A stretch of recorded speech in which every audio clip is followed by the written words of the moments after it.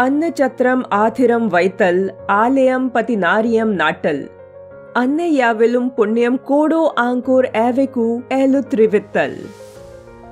हजारों को अन्नदान करने, धर्मशालाएं बनाने तथा 1000 मंदिरों के निर्माण से बढ़कर किसी एक गरीब को अक्षर का ज्ञान प्रदान करना करोड़ों गुना अधिक पुण्य का कार्य है। इसी सनातन संस्कृति के वाहक थे महान कवि सुब्रमण्य भारती। शिक्षा दान को सर्वोपरि मानने वाले सुब्रमण्य भारती केवल एक लेखक या कवि ही नहीं, एक स्वतंत्रता सेनानी और समाज सुधारक भी थे। उनके विचारों और लेखन में एक दूरगामी सोच थी।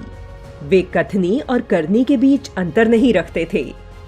लोगों का उनके प्रति अपार स्नेह था। यही कारण था कि देश भर के स्वतंत्रता सेनानी और तमिल भाषी उन्हें भारतीयर कहते थे। सुब्रमण्य भारती का जन्म 11 दिसंबर 1882 को तमिलनाडु के तुतुकुड़ी जिले के एट्टेपुरम गांव में माता लक्ष्मी अम्मल और पिता चिन्ना स्वामी अय्यर के घर हुआ। उनका बचपन का नाम था सुबैया।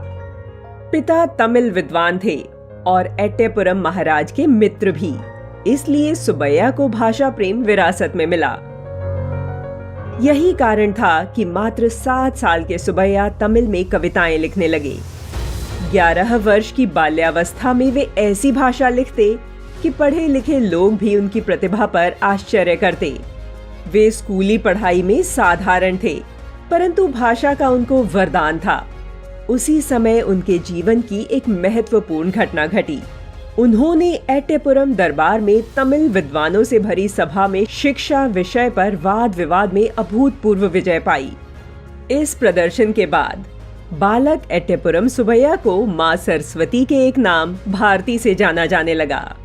पिता के असमय निधन के कुछ समय बाद वह काशी चले गए।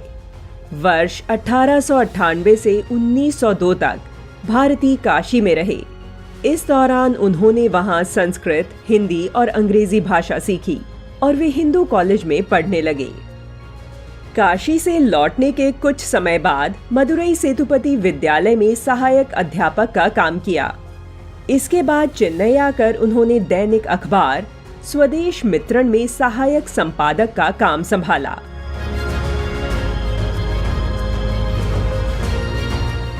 दिसंबर 1906 में कलकत्ता कांग्रेस से लौटते समय भारती ने स्वामी विवेकानंद की शिष्या निवेदिता से मुलाकात की। इस मुलाकात ने नारी मुक्ति के प्रति भारती के नजरिए को असाधारण रूप से पुष्ट किया। वह नारी सशक्तिकरण के प्रबल पक्षधर बन गए।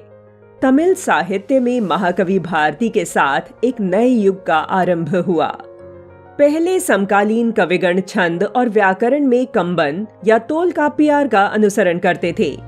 ऐसे में भारती ने पुराने नियम तोड़े और नए प्रतिमान स्थापित किए। उन्होंने लोगों को स्वतंत्रता संग्राम में भाग लेने के लिए प्रेरित किया और खूब जोर शोर से देश की आजादी की लड़ाई में हिस्सा लिया। उन्होंने अपने सपनों के भारत की परिकल्पना की और 1908 में धूम मचा देने वाला सुदेशा गीतंगल स्वदेश गीत भगिनी निवेदिता को समर्पित किया। उनके गीतों ने तमिलनाडु सहित पूरे देश में जन चेतना जागृत की। भारती ने अपने जीवन के महत्वपूर्ण साल पत्रकारिता के क्षेत्र में निकाले।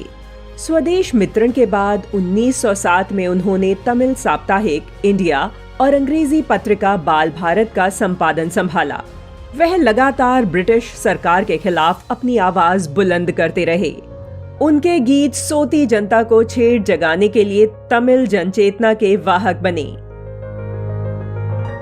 इंडिया तमिलनाडु की पहली पत्रिका थी जिसमें राजनीतिक कार्टून छपते थे।